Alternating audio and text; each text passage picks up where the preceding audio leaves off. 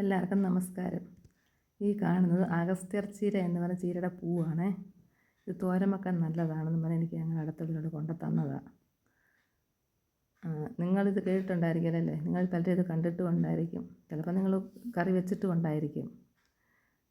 ചീര അതിൻ്റെ പൂ കൊണ്ടുവന്നിട്ട് കഴുകിയെടുത്ത് അതിനകത്ത് ചെറിയ ഒരു നാക്ക് ഒരു സാധനമുണ്ട്, അത് പറിച്ച് കളഞ്ഞതിന് ശേഷം നമ്മളത് നന്നായി പിഴിഞ്ഞ് വരണം, വെള്ളത്തിട്ട് കഴുകിയിട്ട്.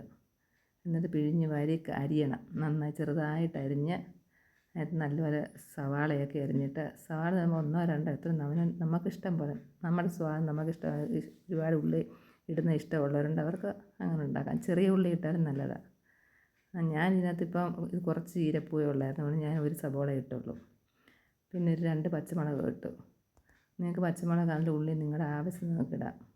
പിന്നെ കണക്കൊന്നുമില്ല, അവൻ എരിവിൻ്റെ ഭാഗത്തിനില്ല. വേറെ ചുമന്ന മുളകോ മഞ്ഞപ്പൊടിയോ ഒന്നും നമ്മൾ ചേർക്കുന്നില്ല. ഞാനൊന്നും ഞാൻ പച്ചമുളക് മാത്രമേ എറിഞ്ഞിടുന്നുള്ളൂ. പ്രത്യേകിച്ച് മുളക് പൊടി ഒന്നും ചേർക്കുന്നില്ല. അത് നിങ്ങളുടെ സൗകര്യത്തിനൊക്കെ ഉപയോഗിക്കുക. പിന്നെ അരിഞ്ഞ് വെച്ച് കഴിഞ്ഞിട്ട് നമ്മളൊരു സ്റ്റൗ കത്തിച്ച് ഒരു പാൻ അടുപ്പേ വെച്ചിട്ട് എണ്ണ ഒഴിക്കുക. എണ്ണ ഒഴിച്ച് എണ്ണ ചൂടായിട്ട് നമ്മൾ 1 സ്പൂൺ കടുക് ഇടണം അതിനകത്ത്. ഞാനത് 1-2 തവണ വെച്ചിട്ടുണ്ട്. എനിക്ക് ഭയങ്കര ഇഷ്ടപ്പെടും, നല്ലതാണ്. നിങ്ങൾ ചിലരെങ്കിലും കൂട്ടിയിട്ടുണ്ടായിരിക്കും ഇതൊക്കെ. പിന്നെ നമ്മൾ എണ്ണ ഒഴിച്ച് എന്നിട്ട് കടുക് ഇടണം. എണ്ണ ചൂടായി കഴിയുമ്പോൾ കടുക് പൊട്ടട്ടെ. എന്നിട്ട് നിങ്ങൾ എവിടെയെങ്കിലും കിട്ടുകയാണെങ്കിൽ ഇത് വാങ്ങിച്ച് വെച്ച് നോക്കണം. ഇതിൻ്റെ തൈയൊക്കെ ഇപ്പം വിൽക്കാനൊക്കെ കിട്ടും. അഗസ്ത്യർ ചീര ചോദിച്ചത് അവർ കടകളിൽ എൻ്റെ തൈ വിൽക്കാൻ കിട്ടും. വാങ്ങിച്ച് നമ്മൾ നട്ടുപിടിപ്പിച്ച് നമുക്കിതിൻ്റെ പൂവാകുമ്പോൾ തോരൻ വയ്ക്കാം. പിന്നെ കടുക് പൊട്ടിക്കഴിഞ്ഞു കടുകിനോട് കുറേ കരിവേപ്പില ഇട്ടിട്ട് അത് നല്ലപോലെ ചൂടായതിന് ശേഷം നമ്മൾ ഈ അരിഞ്ഞ് വെച്ചിരിക്കുന്ന അഗസ്ത്യാർ പൂവും എല്ലാം ഇട്ട് നന്നായി ഇളക്കണം. നന്നായി ഉള്ളി എല്ലായിടത്തും വരത്തക്ക രീതിയിൽ ഇളക്കി ഇട്ട് നമ്മൾ ആവശ്യത്തിന് ഉപ്പും ചേർക്കണം. ഉപ്പും ചേർത്ത് നമ്മൾ ആവശ്യത്തിന്, അതിപ്പോൾ എത്ര പോരാ, ചില ഉപ്പ് ഇച്ചിരി മുന്നേ നിൽക്കണമായിരിക്കും, ചില ഉപ്പ് കുറച്ച് മതിയായിരിക്കും. നമ്മുടെ സൗകര്യം നമുക്ക് ഉപ്പൊക്കെ ചേർക്കാം. പിന്നെ വെള്ളം കിട്ടുക നിങ്ങൾ വാങ്ങിച്ച് തോരൻ വെച്ച് നോക്കുകയും വേണം. എനിക്കിപ്പോൾ എൻ്റെ തൈ കിട്ടിയിട്ടുണ്ട്. ഇനി അത് ഒഴിച്ച് വയ്ക്കണം എനിക്ക്. എന്നിട്ട് വേണം അതിൻ്റെ പൂവാസ് എനിക്കും തോരൻ വയ്ക്കാൻ. എന്നിട്ട് ഇത് ഇളക്കിയിട്ട് അടച്ച് വെച്ച് ഇനി നമ്മൾ അടച്ച് വയ്ക്കണം. ഒരു 2-3 മിനിറ്റ് അടച്ച് വെച്ചാൽ മതി. ഇലയല്ലേ, വെള്ളം ഒട്ടും ഒഴിക്കണ്ട.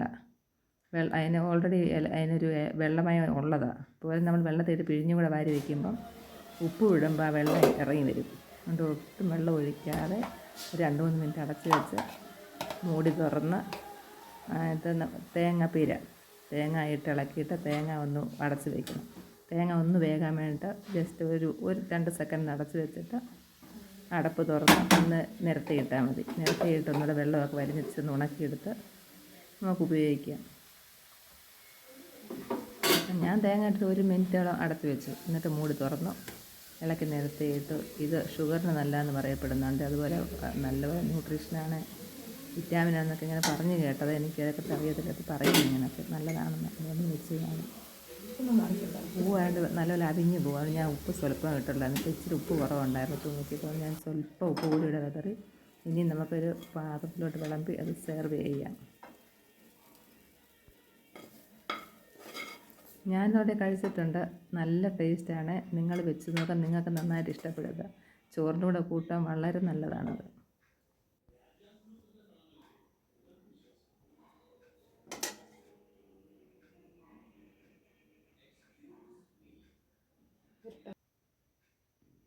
എല്ലാവരും എൻ്റെ വീഡിയോസ് കാണാൻ മറക്കല്ലേ.